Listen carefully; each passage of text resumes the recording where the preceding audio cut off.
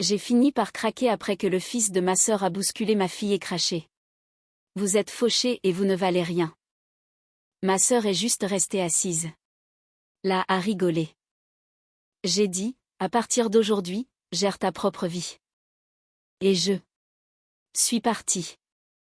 Ce soir-là, j'ai annulé tout ce que je finançais, j'ai récupéré sa voiture et je lui ai réclamé le moindre centime qu'elle me devait. Salut tout le monde. Mon neveu de 14 ans a humilié ma fille, et ma sœur est restée là à regarder et à rire. Mes parents n'ont pas dit un mot. Alors, j'ai fini par péter un plomb et je les ai tous ramenés violemment à la réalité. Prenez de quoi grignoter et profiter du spectacle. Je m'appelle Pierre, j'ai 38 ans, et pendant ces 7 dernières années, j'ai été le sauveur de ma famille. Le genre de frère qui reçoit des appels d'urgence à 23 heures et dont on attend qu'il rapplique. Illico. Je suis administrateur réseau pour un hôpital régional. C'est ennuyeux, mais ça paie correctement. J'y suis depuis 14 ans, j'ai gravi les échelons, de l'assistance technique jusqu'à la direction d'une équipe de 6 personnes. Le travail consiste à maintenir les serveurs en vie, à gérer les protocoles de sécurité, de temps en temps, à expliquer aux médecins pourquoi ils ne peuvent pas utiliser AZERTY 123 comme mot de passe. Ce n'est pas très glamour, mais ça paie le crédit de notre petite maison de 3 chambres en banlieue. Une maison que ma femme Élodie et moi avons mis 8 ans à nous offrir, en économisant et en mangeant des coquillettes au beurre 2 fois par semaine. Élodie et moi avons une fille de 10 ans qui s'appelle Camille. C'est le genre d'enfant qui préfère lire plutôt que regarder la télévision, qui organise ça. Bibliothèque par genre et par auteur, qui pose des questions sur tout et écoute vraiment les réponses. Nous vivons à environ 40 minutes de chez mes parents. Assez loin pour avoir notre propre vie, mais assez près pour que ma sœur Céline s'attende toujours à ce que j'accourde et qu'elle claque des doigts. Céline a 34 ans, soit 4 ans de moins que moi. Mais d'une manière ou d'une autre, elle a passé toute sa vie d'adulte convaincue que le monde lui devait quelque chose. Elle a ce don pour tout ramener à elle, pour déformer chaque conversation jusqu'à ce qu'elle devienne la victime ou l'héroïne, selon ce qui lui rapporte le plus de pitié. Elle s'est mariée jeune, mais le mariage n'a pas duré et elle a gardé l'enfant. Son fils Mathis a 14 ans aujourd'hui, et c'est fondamentalement une version miniature et plus méchante de sa mère, avec encore moins de contrôle sur ses impulsions. Elle conduit une BMW X3 blanche. En leasing, location longue durée. Bien sûr, mais elle ne mentionne jamais cette partie. Elle se contente de posters. Des photos de la voiture avec des légendes expliquant qu'elle se fait plaisir. Parce qu'elle le mérite. Les mensualités du leasing proviennent d'un compte que j'ai ouvert il y a 4 ans, après qu'elle m'a appelé en larmes pour me dire que son dossier bancaire était ruiné, qu'on lui refusait tout crédit.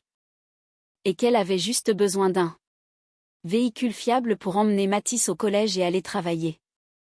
Je me suis porté garant.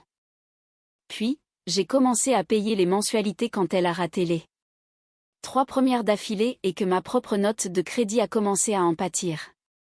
Voici le truc avec Céline, elle n'est pas stupide. Elle est même plutôt futée. Elle sait exactement ce qu'elle fait quand elle demande de l'aide. Elle sait comment tourner les choses pour que vous vous sentiez comme un monstre si vous dites non. Elle sait faire des promesses qu'elle n'a aucune intention de tenir. Et elle sait comment vous faire passer pour le méchant quand vous finissez par comprendre son manège. Mes parents la vénèrent. Ça a toujours été comme ça.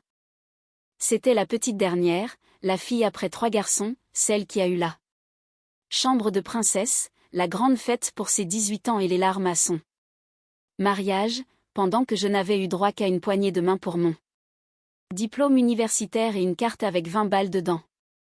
Quand Céline a annoncé sa grossesse à 19 ans, mes parents lui ont organisé une fête qui a coûté plus cher que mon mariage tout entier. Quand j'ai été promu administrateur principal l'année dernière, ma mère m'a demandé si ça voulait dire que je pourrais aider Céline à payer son assurance auto. C'est juste comme ça que ça marche dans ma famille. Céline prend, je donne. Tout le monde fait semblant de trouver ça normal. Il y a 7 ans, elle m'a appelé après la finalisation de son divorce. Elle était au fond du trou, ou du moins, elle en avait l'air. Son ex l'avait laissée sans rien. Elle disait qu'elle avait besoin d'aide pour se remettre sur pied, juste le temps de trouver une solution. Je l'ai cru. Ce fut ma première erreur. J'ai commencé par des petites choses, je lui ai payé sa facture d'électricité pendant quelques mois. Je l'ai aidé pour les courses, j'ai payé les fournitures scolaires de Mathis. Puis les demandes ont grossi. Elle avait besoin d'un meilleur appartement. Pouvais-je me porter garant? Elle voulait reprendre des études pour devenir agent immobilier. Pouvais-je payer les frais de formation? Elle avait besoin d'une voiture. Pouvais-je l'aider pour l'apport? Elle savait exactement quand formuler ses requêtes, toujours juste après qu'il m'arrivait un truc positif. J'avais une augmentation, sa voiture tombait en panne. Je réservais un voyage d'anniversaire de mariage, Mathis avait soudainement besoin d'un appareil dentaire. Comme une horloge. À chaque fois, elle promettait de me rembourser. Et je ne suis pas un idiot fini. Alors, après la première année, j'ai commencé à lui faire signer des reconnaissances de dette. De vrais documents légaux, des contrats de prêt avec des conditions de remboursement et des taux d'intérêt, le tout signé devant mon pote Antoine, qui est juriste et qui trouvait que j'avais raison de me protéger. Antoine m'a dit un jour que ces documents étaient en béton, mais que recouvrer l'argent serait un cauchemar si Céline décidait de contester. Je lui ai répondu qu'elle ne le ferait pas. C'était la famille. Elle finirait par me rembourser. J'ai essayé d'aborder la question du remboursement une fois, au bout d'environ 3 ans. Céline a fondu en larmes, m'a accusé de ne pas lui faire confiance et ne m'a plus adressé la parole pendant 2 semaines. Ma mère a appelé pour me dire que je l'avais bouleversée. Je me suis excusée, j'ai continué à payer, et je n'en ai plus jamais reparlé. En l'espace de 7 ans, j'ai donné à Céline 45 000 € d'aide financière directe, plus 30 000 € en prêts justifiés par des accords signés. J'ai payé 23 000 € de mensualité de leasing pour un véhicule immatriculé à son nom. J'ai versé 18 000 € pour les frais de scolarité de Mathis dans un collège privé parce que Céline affirmait que les collèges publics de son secteur étaient mal fréquentés. J'ai couvert des assurances, des factures d'énergie, des soins dentaires, un ordinateur portable, des meubles, et une bonne douzaine d'urgences qui semblaient toujours se produire juste avant qu'elle ne publie des photos d'elle dans des restaurants hors de prix. Montant total des dégâts, environ 119 000 € sur 7 ans. Un soir, je me suis posée. Avec ce chiffre, je l'ai calculé pour la première fois. J'ai fait un tableau Excel comme le nerf de professionnel que je suis, je l'ai additionné 3 fois. Parce que je n'y croyais pas les 2 premières. C'est une somme astronomique. C'est le financement des études supérieures et de l'épargne retraite, ce sont des vacances qu'on n'a jamais prises. C'est la rénovation de la cuisine dont Élodie rêvait, la nouvelle toiture dont on avait besoin, et la deuxième voiture fiable qu'on n'arrêtait pas de repousser. C'est le fonds d'urgence qui n'a jamais été rempli à fond. C'est le compte épargne de Camille qui devrait être 2 fois plus gros aujourd'hui. Pendant ce temps, Céline postait des stories Instagram où elle disait se faire plaisir parce qu'elle le méritait. Je n'ai jamais rien dit, je ne l'ai jamais confrontée, j'ai juste continué à faire les virements en me disant que c'était temporaire. Et qu'est-ce que j'ai eu en retour? Pas un seul euro de remboursement, pas la moindre gratitude sincère. J'ai eu droit au repas du dimanche où mes parents s'extasiaient sur la carrière d'agent immobilier de Céline qui décollait, pendant que j'étais assis là, sachant très bien que c'était moi qui avais financé sa licence, ses supports de communication et ses 3 premiers mois de cotisation à l'agence.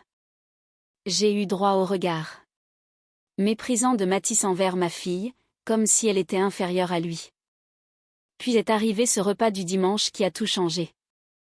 Chaque dimanche, mes parents organisent un déjeuner chez eux. C'est une tradition depuis que je suis gamin. Ma mère cuisine, mon père trône en bout de table, et tout le monde est censé venir et jouer son rôle. Ce dimanche-là, Élodie ne pouvait pas venir.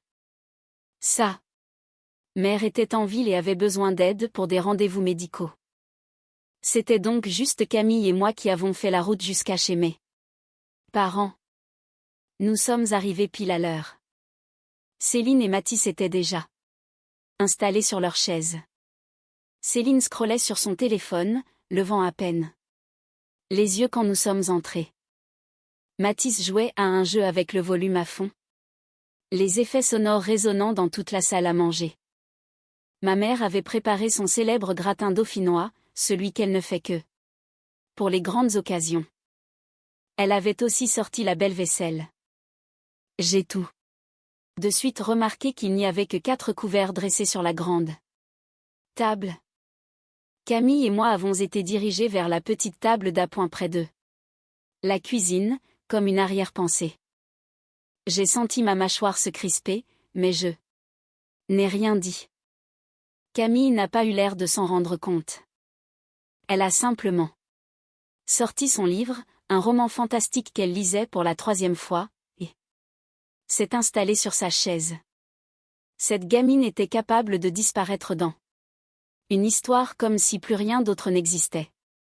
Ma mère est venue ajuster la nappe près de nous, puis a fait un commentaire sur le fait que la grande table devenait trop étroite et que ce n'était pas plus mal d'être installé confortablement près de la cuisine. Comme si on était les invités de la fête de quelqu'un d'autre et non des membres de la famille. Le repas a commencé normalement. Mon père a raconté des histoires sur ses amis du club de golf. Ma mère a chouchouté Mathis, lui posant des questions sur le collège, ses amis, et s'il voulait reprendre du gratin. Céline a parlé de ça. Dernière transaction immobilière, un appartement qu'elle prétendait signer là. Semaine suivante, en balançant des montants qui semblaient gonflés et des détails qui ne tenaient pas vraiment la route. Je suis surtout resté silencieux, j'ai mangé mon repas, j'ai regardé Camille lire son livre, et j'ai compté les minutes jusqu'à ce qu'on puisse partir. Puis Mathis s'est ennuyé. Il s'est levé de table, s'est approché de l'endroit où Camille était assise, et lui a arraché le livre des mains. Il l'a simplement attrapé au milieu d'une phrase. Et l'a brandi comme un trophée. C'est quoi ces conneries pour bébé? Des dragons et des princesses, t'as 5 ans? Le visage de Camille est devenu tout rouge. Elle a tendu le bras pour récupérer son livre, mais Mathis l'a violemment poussé par l'épaule, la faisant retomber sur sa chaise. Il a levé le livre encore plus haut en rigolant. Puis il l'a laissé tomber par terre et a marché dessus. Il a littéralement marché dessus, écrasant sa basket contre la couverture. J'étais debout avant même de m'en rendre compte. Ramasse ça tout de suite. Ma voix est sortie plus dure que je ne l'aurais voulu. Mathis m'a regardé comme si j'avais 2 têtes. Il n'avait pas l'habitude qu'on lui dise non. C'est juste un livre. Détends-toi, tonton Pierre. Ramasse-le. Céline a enfin levé les yeux de son téléphone, son expression passant de l'ennui à l'agacement. Pierre, calme-toi. Il fait juste l'idiot. Il a ruiné son livre et il va le ramasser et s'excuser. Mathis a croisé les bras. Il n'a pas bougé. Puis, il a regardé Camille droit dans les yeux et a dit: La chose qui a tout fait basculer. Pourquoi tu t'en soucies de toute façon? Elle est fauchée. Maman dit que ta famille ne compte pas, court, méprisant. 1. Silence de mort s'est abattu sur la pièce. J'ai regardé Céline. Elle avait un petit sourire en coin, elle souriait carrément, comme si son gamin venait de lâcher une réplique cinglante qu'elle lui avait soufflée. Mes parents se sont soudainement trouvé une passion pour les motifs de la nappe. Personne n'a prononcé un mot. Et là, quelque chose en moi s'est brisé. Des années à me mordre la langue, à me laisser marcher sur les pieds, à donner encore et encore sans rien recevoir en retour. Tout m'a frappé en même temps. Tu es sérieuse là? Ma voix résonnait fort, plus fort que je ne l'avais prévu. Ton fils vient de dire à ma fille qu'elle ne vaut rien, et tu restes là à sourire? Céline a levé les yeux au ciel. Mon Dieu, Pierre, calme-toi. Les enfants disent n'importe quoi. Il a bien dû l'entendre quelque part. J'ai pointé Céline du doigt. Elle s'est mise à rire. Ne ramène pas ça à moi juste. Parce que tu n'arrives pas à supporter un peu d'honnêteté. Peut-être que si tu n'étais pas autant un paillasson, ta fille ne serait pas aussi sensible. Mon père a pris la parole. Pierre, ça suffit. Assieds-toi. C'est un repas de famille, pas un tribunal. Je suis restée plantée là un long moment, les mains tremblantes. Camille fixait ses genoux, essayant de ne pas pleurer. Son livre était toujours sur le sol, une empreinte de pas bien visible sur la couverture. Je me suis approchée, j'ai ramassé le livre et je le lui ai tendu. Puis, j'ai regardé ma famille une dernière fois. On s'en va. Céline a ricané. Quelle reine du drame. Je n'ai pas répondu. J'ai pris la main de Camille, j'ai passé la porte d'entrée et je ne me suis pas retournée. Dans la voiture, Camille est restée silencieuse pendant un long moment. Puis, elle m'a posé une question qui m'a fendu le cœur. Papa, c'est vrai qu'on est fauchés? J'ai serré le volant, j'ai pris une grande inspiration. Non, ma chérie. On n'est pas fauchés. On n'est juste pas des gaspilleurs. Il y a une différence. Elle a hoché la tête, mais je voyais bien qu'elle était encore en train de digérer, essayant de comprendre pourquoi son cousin avait dit une chose aussi méchante. Et pourquoi ses grands-parents n'avaient pas pris sa défense. Je n'avais pas de bonne réponse. Pas encore. Mais au moment où nous sommes rentrés à la maison, ma décision était prise. Je n'ai pas dormi cette nuit-là. Je suis restée allongée dans le noir, rejouant chaque instant de ce dîner. Chaque sourire narquois, chaque remarque condescendante, chaque année passée à être le portefeuille sur pattes de la famille pendant qu'il me traitait comme si je n'existais pas. Élodie est rentrée vers 23 heures. Elle a jeté un œil à mon visage et a tout de suite su que quelque chose n'allait pas. Je lui ai tout raconté. Le fait que mon propre neveu avait pratiquement traité ma fille de moins que rien, et que tout le monde à cette table avait trouvé ça normal. Elle n'a pas dit grand-chose, elle a juste écouté.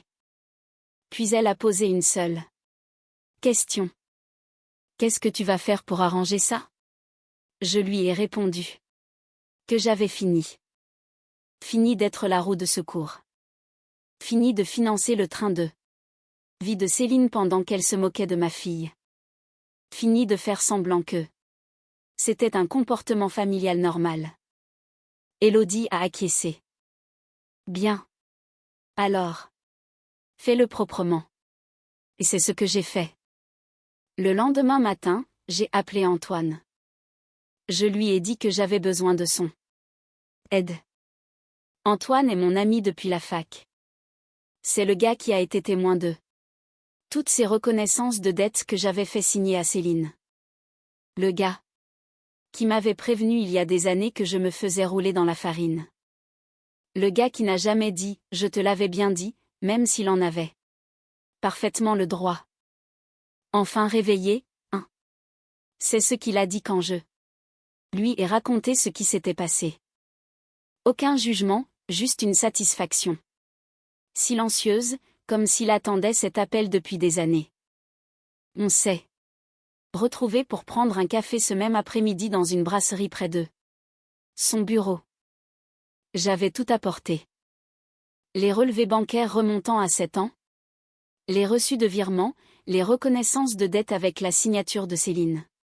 Et celle d'Antoine comme témoin, les documents d'assurance, le contrat de leasing de la voiture avec mon nom en tant que garant. 7 ans d'archives financières qui racontaient comment je m'étais fait utiliser par quelqu'un qui était censé être de la famille. Il a étalé les papiers sur la table, son visage s'assombrissant à chaque page qu'il examinait. La serveuse est passée 2 fois pour nous resservir du café. Et les 2 fois, il l'a congédié d'un geste de la main sans lever les yeux. Pierre, c'est énorme.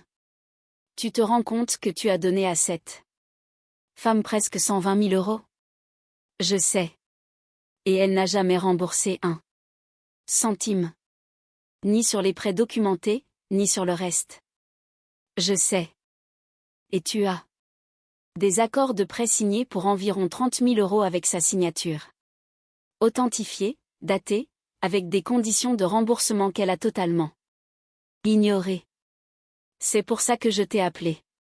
Antoine s'est adossé à sa chaise, tapotant son stylo contre la table. Voici comment ça se passe. Ces contrats de prêt ont une valeur légale. Tu pourrais l'attaquer au tribunal judiciaire, obtenir un titre exécutoire, essayer de recouvrer l'argent. Mais ça prend du temps, ça coûte de l'argent, et si elle n'a rien qui vaille la peine d'être saisie, tu gagneras sur le papier, mais tu ne verras jamais 1 euro.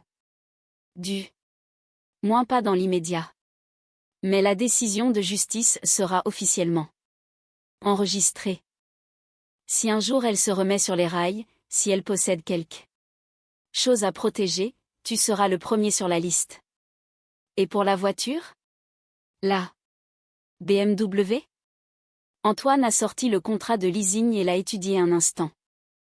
Tu es le garant. Ton nom est sur les papiers. Et si je lis bien, tu as payé l'intégralité des mensualités depuis 4 ans, pendant qu'elle a payé. Laisse-moi compter. 0. 0. C'est bien ça? Donc techniquement, tu as un vrai statut ici.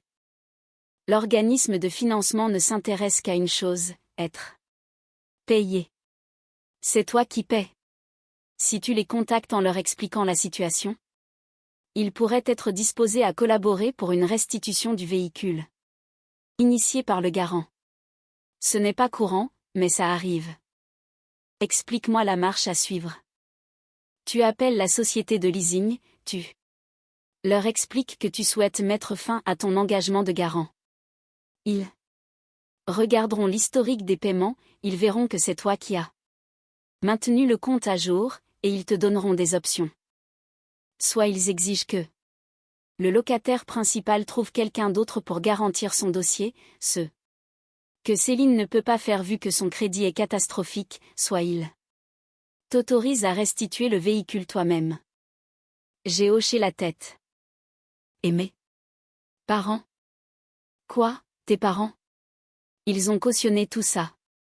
Ils l'ont regardé te vampiriser pendant des années sans jamais rien dire. Antoine a haussé les épaules.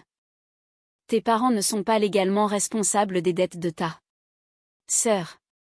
Mais si tu veux couper les ponts avec eux, c'est ton choix. Ne t'attends juste pas à ce qu'ils comprennent. Les gens comme ça, ils ont construit toute leur vision du monde sur l'idée que tu es le portefeuille et que Céline est là. Princesse. Ils vont te faire porter le chapeau. Je ne m'attends pas à ce qu'ils comprennent quoi que ce soit. Tant mieux, parce qu'ils ne comprendront pas. Mais le truc, Pierre. Antoine s'est penché en avant, me regardant droit dans les yeux. Tu as juste besoin de te protéger, toi et ta famille. Les autres peuvent bien se débrouiller avec leurs propres problèmes. Pour une fois. Nous avons passé les 2 heures suivantes à élaborer un plan. En quittant cette brasserie, j'avais un calendrier, une stratégie, et pour la première fois en 7 ans, j'avais les idées claires. Lundi matin, j'ai commencé à passer mes appels. Le premier, la société de leasing. J'ai expliqué que j'étais le garant sur un contrat de location de véhicule, que je payais les mensualités depuis 4 ans, et que je voulais formellement résilier mon engagement de garantie et organiser la restitution du véhicule. Au début, l'agent était un peu confus. Ce n'était pas une demande habituelle. Mais après avoir expliqué la situation, et après leur avoir envoyé les documents prouvant que chaque paiement provenait de mon compte, on m'a transféré au service des litiges. La femme qui m'a répondu s'appelait Sarah. Je pouvais l'entendre taper sur son clavier pendant que je parlais, affichant les dossiers. Monsieur, je regarde l'historique de votre compte. Vous avez effectué 47 paiements consécutifs sur ce véhicule. Le locataire principal en a effectué 0. C'est exact. Et vous souhaitez résilier votre contrat de garant? Oui. D'accord, voici ce que nous pouvons faire.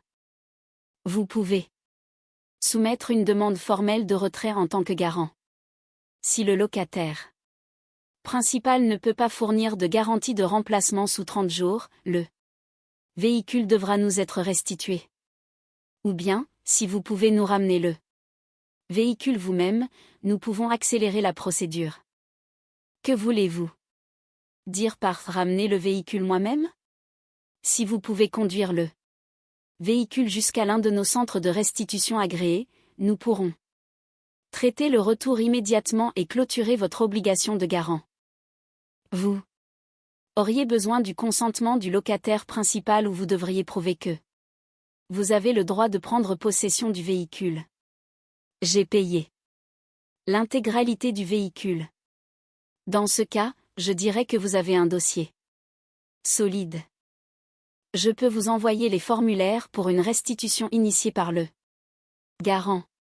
C'est inhabituel, mais vu votre historique de paiement, je ne vois pas de problème de notre côté. Nous vous autoriserons à récupérer le véhicule et à l'apporter à notre point de retour le plus proche. Je vous joins l'adresse et les instructions.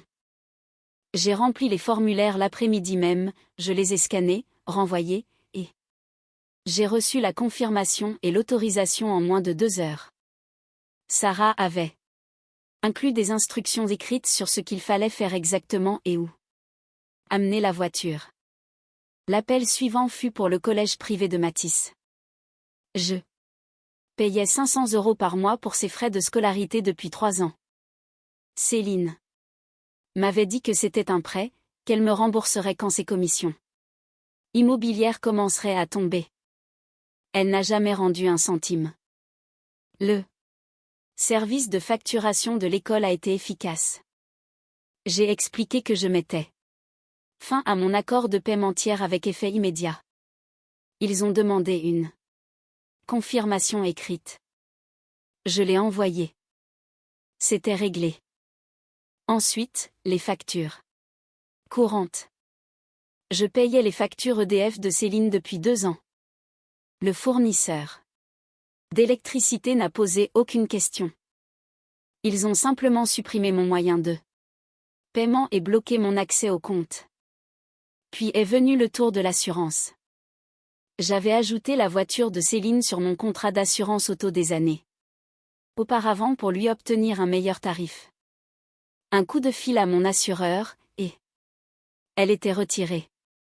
Sa couverture allait s'arrêter dans les 30 jours, à moins qu'elle ne souscrive sa propre assurance. Le mardi après-midi, j'avais coupé absolument tous les liens financiers avec ma sœur. Chaque prélèvement Automatique, chaque contrat co-signé, chaque virement mensuel. Puis est arrivé la partie difficile. Le mercredi matin, j'ai conduit jusqu'à la résidence de Céline. La BMW était garée sur sa place de parking attitrée. J'avais le double des clés, celui qu'elle m'avait donné il y a des années en cas d'urgence.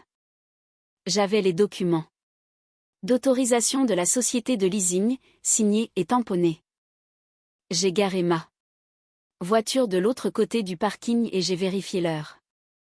8h40. Céline devait être à l'intérieur en train de se préparer pour le travail. Mathis devait être au collège. La voie était libre.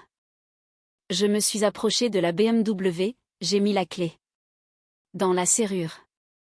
Je suis monté et j'ai démarré le moteur. Alors que je reculais pour sortir de la place, j'ai vu un mouvement du coin de l'œil. C'était le voisin de Céline, un homme âgé qui promenait son chien et qui me regardait avec une expression perplexe. Je lui ai fait un signe de la main et je suis passé devant lui comme si tout était parfaitement normal. Il allait probablement raconter à Céline qu'il avait vu un type partir avec sa voiture. Parfait. Qu'elle l'apprenne de cette façon. Le trajet jusqu'à la concession a duré 40 minutes. J'ai suivi les instructions de Sarah à la lettre, je me suis garé dans la zone de restitution désignée et je suis entré avec mes documents. La procédure a pris environ 1 heure.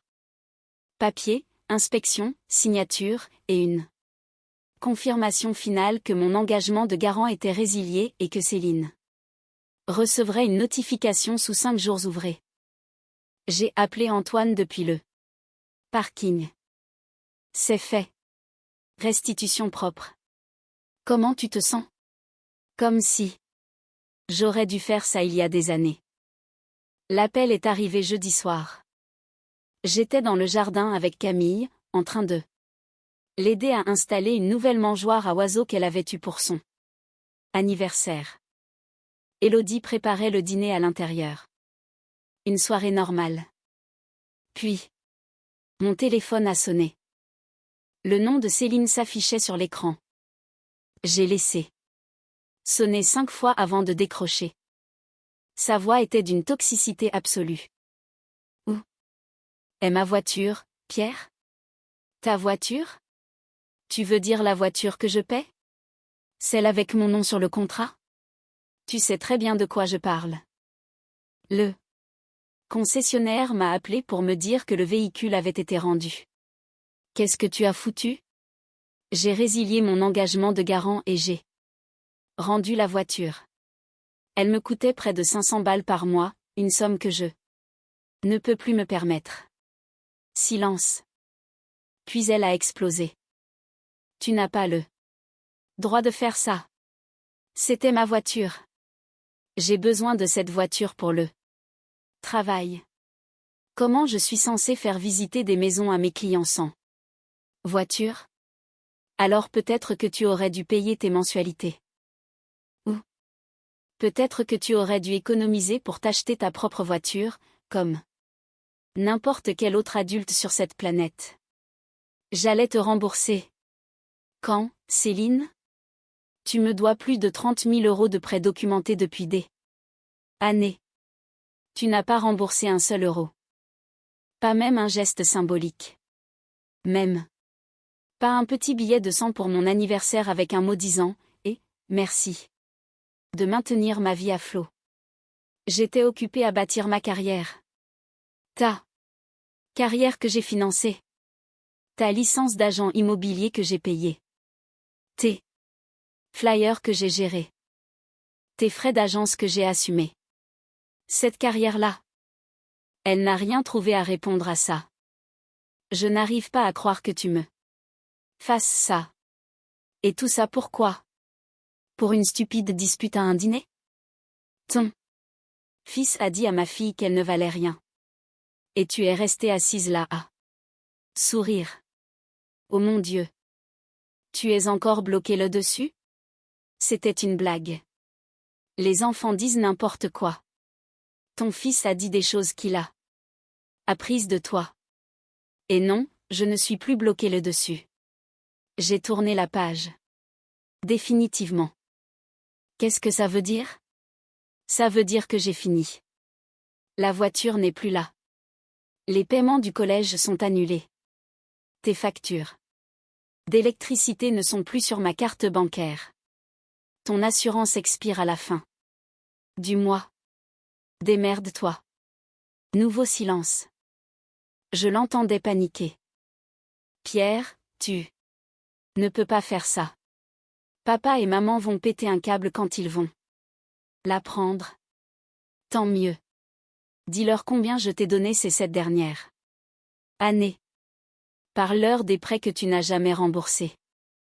Raconte-leur comment tu as vécu à mes crochets tout en me traitant de minable dans mon dos. Je n'ai jamais. Mathis n'invente pas ce genre de truc tout seul. Il l'a appris quelque part, et j'ai fini de faire semblant de ne pas savoir d'où ça vient. J'ai raccroché. Le téléphone a sonné de nouveau immédiatement. J'ai rejeté l'appel. Puis ma mère a appelé. J'ai laissé filer sur la messagerie. Élodie est sortie en s'essuyant les mains sur un torchon. Tout va bien? Je l'ai regardé, puis j'ai regardé Camille qui remplissait soigneusement la mangeoire avec des graines, concentrée et paisible, totalement ignorante de la tempête que je venais de déclencher. Ouais, tout va bien. Le dîner est prêt dans 5 minutes. Parfait. Nous sommes rentrés, avons dîné, et n'avons pas parlé de Céline, ni de mes parents, ni de tout ça. On a juste profité du calme. Le message vocal de ma mère était complètement délirant. Comment pouvais-je faire ça à Céline? Elle galérait. Elle avait besoin d'aide. J'étais cruel, mesquin et égoïste. La famille doit soutenir la famille. Les liens du sang sont sacrés. J'ai sauvegardé le message vocal. Puis j'ai bloqué son numéro. Les 3 semaines suivantes furent chaotiques. Un chaos satisfaisant, cathartique et totalement prévisible. Sans la BMW, Céline ne pouvait plus sauver les apparences. Elle a dû emprunter des voitures à des amis, prendre des Uber pour ses visites, et expliquer à ses clients pourquoi elle arrivait soudainement en taxi au lieu de sa propre voiture. Son business, qui avait toujours reposé davantage sur l'image que sur la substance, a commencé à s'effondrer. Une de ses collègues a raconté à un ami commun que Céline s'était pointée à une estimation immobilière dans un monospace d'emprunt, avec des miettes de gâteaux écrasées sur les tapis de sol et un siège auto à l'arrière. Les clients ont choisi une autre agence. Puis une autre transaction a capoté. Quand elle n'a pas pu arriver à l'heure pour la visite. Puis une 3e quand elle s'est présentée l'air stressée et décoiffée, n'ayant plus rien de la professionnelle soignée que ses flyers promettaient. Sans mes paiements pour les frais de scolarité, Mathis a été renvoyé de son collège privé au beau milieu du trimestre. Céline a essayé de mettre en place un plan de paiement, mais l'école a exigé un acompte qu'elle ne pouvait pas couvrir. Elle a essayé de négocier. Elle a essayé de pleurer. Elle a essayé de menacer de laisser un mauvais avis sur Internet. Rien n'a marché. Il a fini au collège public de secteur, qui était très bien en réalité, mais Céline a réagi. Comme si je l'avais envoyé en prison. Apparemment, Mathis a dit à ses nouveaux camarades qu'il allait dans une bien meilleure école avant que son oncle ne ruine sa vie. Il s'est retrouvé mêlé à 3 vraies bagarres dès le premier mois. Les parents d'un des élèves ont menacé de porter plainte pour agression. Bien sûr, Céline m'a rendu responsable de ça aussi.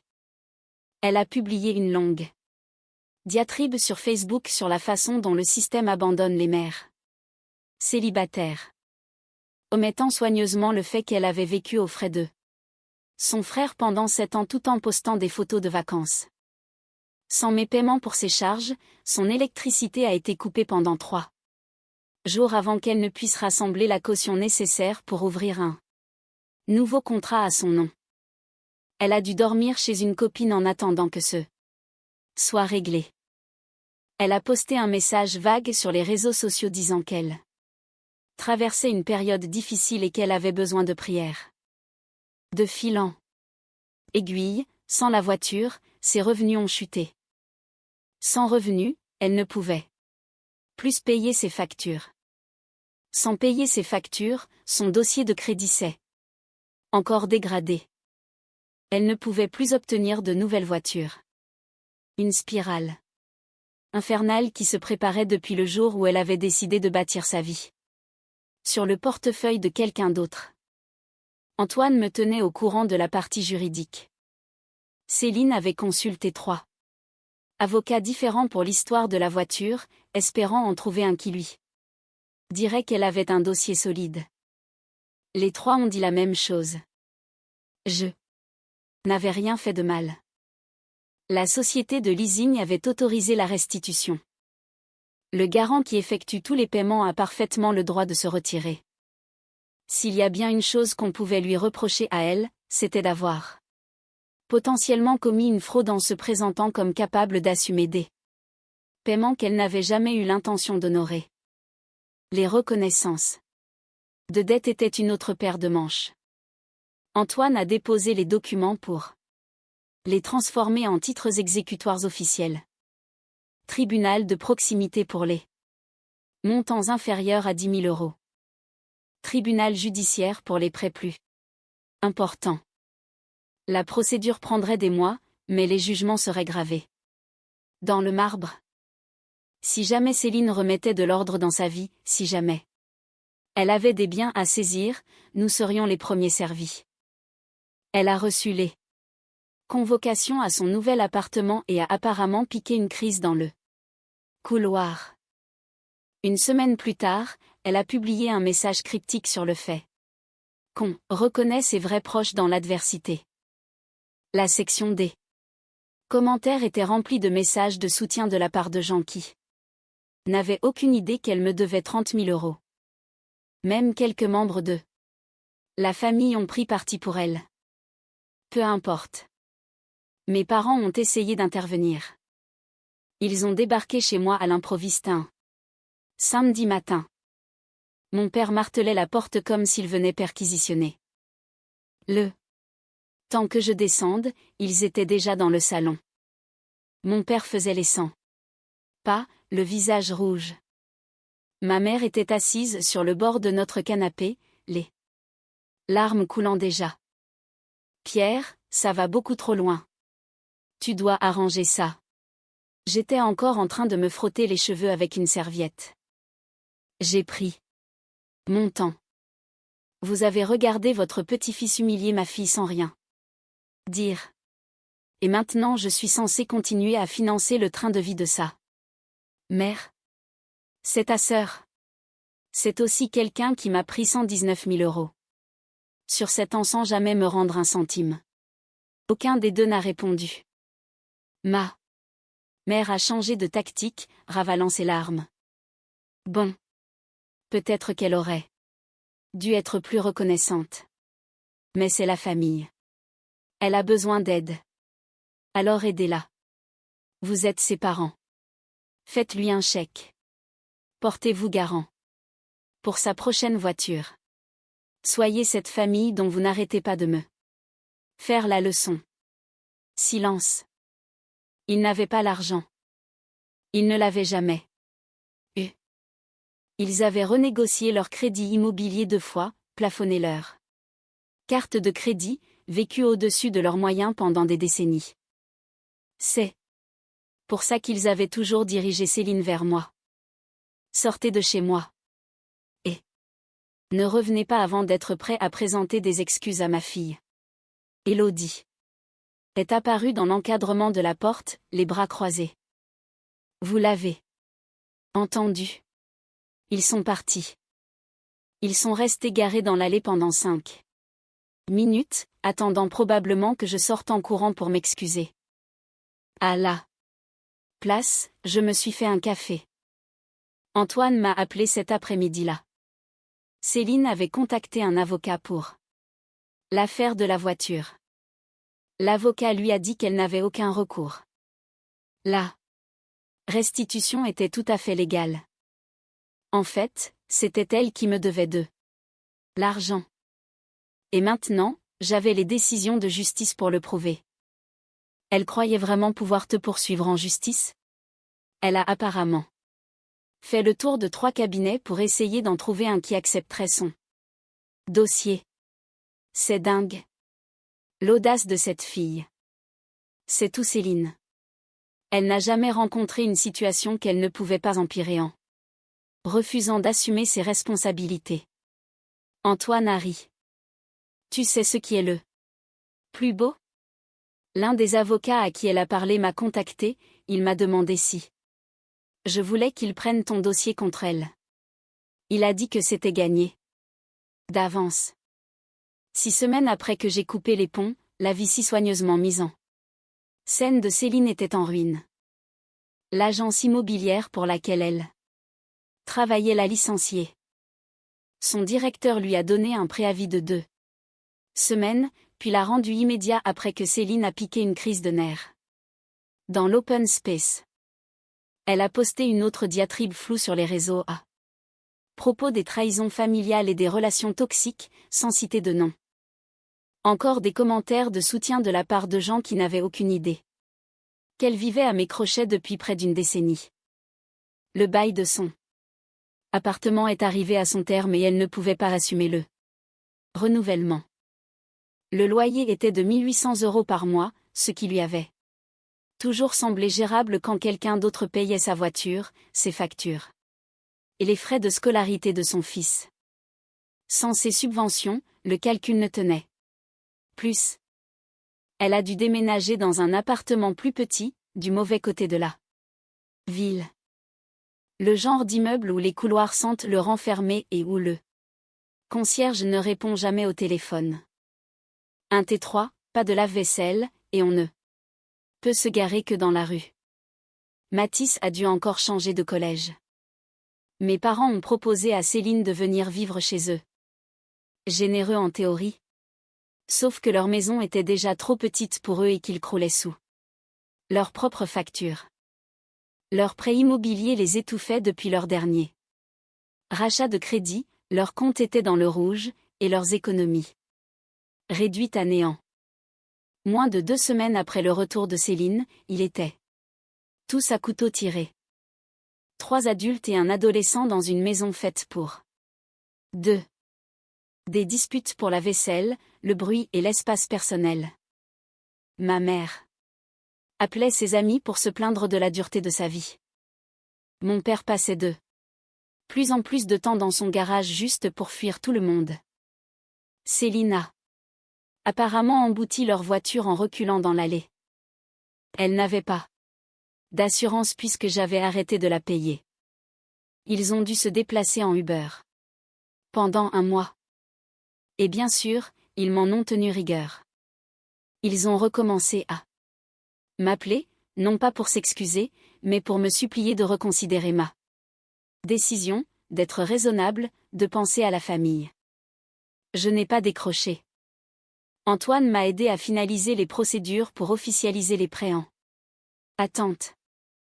Les jugements ont été rendus sans contestation car Céline n'avait pas les moyens de se payer un avocat pour se défendre. 31 000 € de prêts validés sont désormais officiellement actés. Si jamais elle se reprend en main, si un jour elle a des biens saisissables, nous serons les premiers à récupérer notre argent. Peut-être que je ne reverrai jamais cette somme, mais c'est le principe qui compte. La trace de ce qu'elle a fait et de ce qu'elle doit existe désormais, permanente et incontestable. Pendant ce temps, la vie est devenue plus belle pour nous. Élodie et moi avons enfin lancé la rénovation de la cuisine que nous repoussions depuis des années. De nouveaux plans de travail, de nouveaux meubles, un vrai îlot central avec 3 tabourets. Nous avons emmené Camille passer un grand week-end à la mer. Ses premières vraies vacances depuis qu'elle a 6 ans. On se disait toujours qu'on ne pouvait pas se le permettre. On disait toujours, l'année prochaine. On priorisait toujours les responsabilités au lieu de vivre vraiment. Camille a ramassé des coquillages, a construit des châteaux de sable, et m'a demandé de lui lire son livre à voix haute près d'un feu de camp. Je lui ai lu tout le livre, chapitre après chapitre. Elle s'est endormie sur mon épaule la dernière nuit, et je suis restée là à regarder le feu, ressentant une chose que je n'avais pas ressentie depuis des années, la paix. J'ai commencé à mieux dormir. J'ai arrêté de grincer des dents la nuit. Le dentiste m'alertait là-dessus depuis des années, me prédisant que j'allais me fêler une molaire si je n'apprenais pas à gérer mon stress. Ma relation avec Élodie s'est aussi améliorée. Nous avons recommencé à discuter vraiment, et pas seulement pour coordonner nos emplois du temps ou gérer la logistique.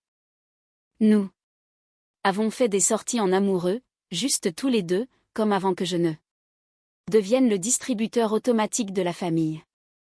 On riait plus souvent. Camille a remarqué le changement. Elle a commencé à demander si on pouvait faire plus d'activités en famille. Elle a arrêté de poser des questions sur papier. Mamie. Elle a arrêté de parler de tata Céline. Les enfants captent ce genre de choses. Puis, un mardi soir très froid de début février, Céline a débarqué devant chez moi. J'étais dans le garage en train de ranger mes outils.